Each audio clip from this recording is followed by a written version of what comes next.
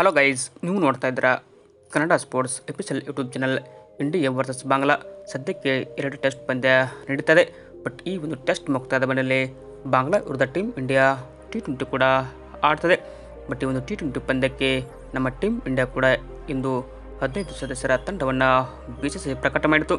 But ಯಾವೆಲ್ಲ ಆಟಗಾರರು ಸ್ಥಾನ ಪಡೆದಾರೆ ಅಂತ ನೋಡೋದಾದರೆ ನೋಡ್ಬೋದು.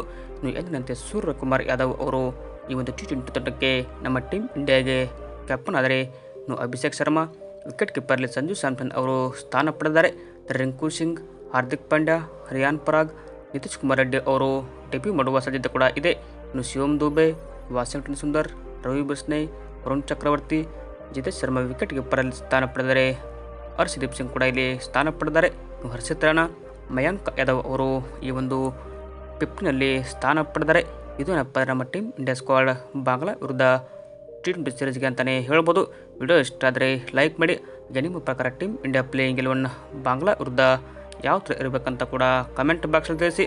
ಹಾಗೆ ನೀವೇನಾದರೂ ಇನ್ನೂ ನಮ್ಮ ಚಾನಲ್ಗೆ ಸಬ್ಸ್ಕ್ರೈಬ್ ಆಗಿಲ್ಲ ಅಂದರೆ ಸಬ್ಸ್ಕ್ರೈಬ್ ಆಗಿ. ಹಾಗೆ ವಿಡಿಯೋ ಇಷ್ಟ ಆದರೆ ಒಂದು ಲೈಕ್ ಮಾಡಿ. Thank you.